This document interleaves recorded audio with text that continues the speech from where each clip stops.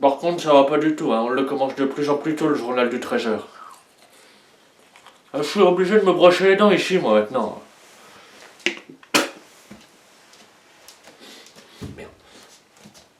Mesdames et messieurs, bonjour et bienvenue dans votre journal du 13h.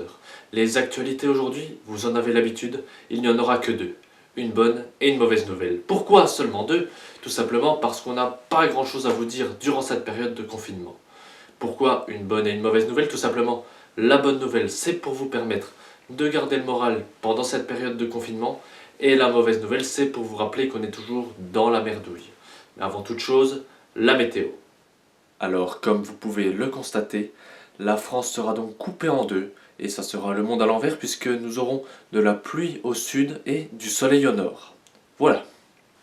Mais passons tout de suite à la mauvaise nouvelle du jour. Et c'est cette image qui nous vient tout droit d'Ukraine où l'on y voit un immense incendie.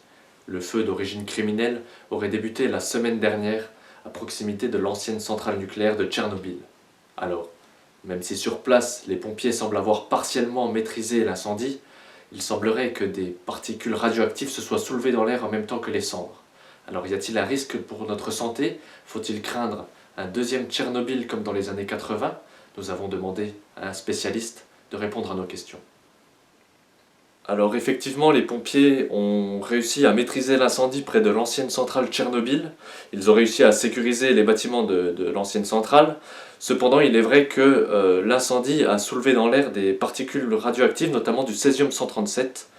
Et le panache de fumée se déplace et a même traversé déjà la frontière de la France.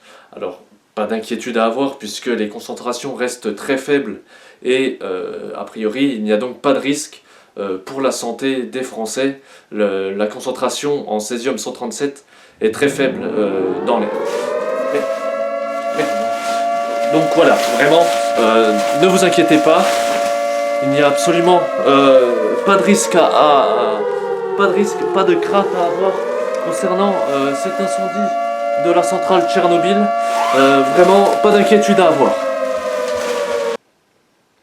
Bien, vous l'aurez compris, la situation semble être maîtrisée et il n'y a a priori pas de crainte à avoir concernant les particules radioactives présentes dans l'air. Par contre, j'espère que tout ira bien pour notre ami scientifique qui semble être en train de se faire cambrioler vu l'alarme que j'ai cru entendre retentir derrière lui.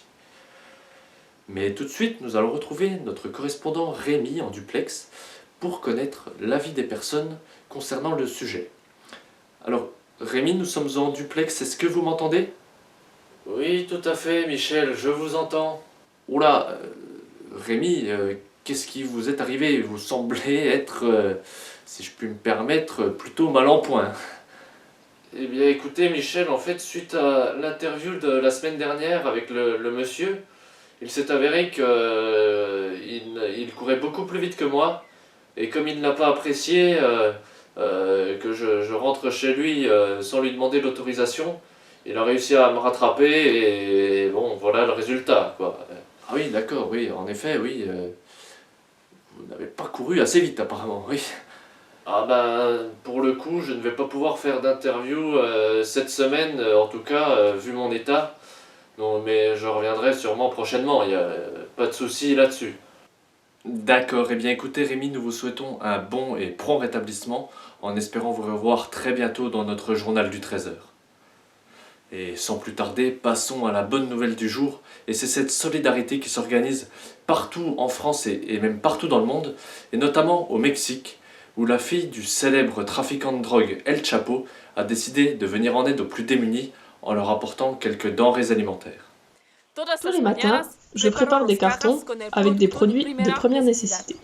Le papier toilette, le lait, le sucre, le guacamole et la sauce salsa, les tortillas, sans oublier les herbes de Provence et la farine.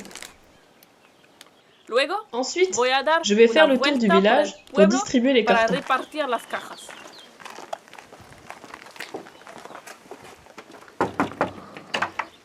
Hola, señora. Hola, señorita. Oh, muchas Para gracias. ti. Muchas gracias, señorita. Señorita. Oh,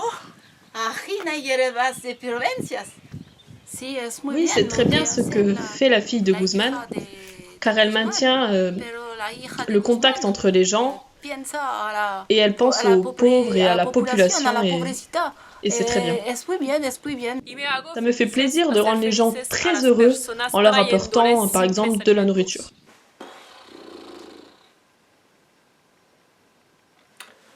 Très beau reportage de nos correspondants sur place. Cela fait vraiment chaud au cœur de voir toute cette solidarité qui s'organise dans cette période difficile. Voilà, c'est la fin de votre journal. Merci à tous de l'avoir suivi. On se retrouve très bientôt pour de nouvelles, une bonne et une mauvaise. Allez, au revoir. Bon allez, petite sieste avant d'aller se coucher.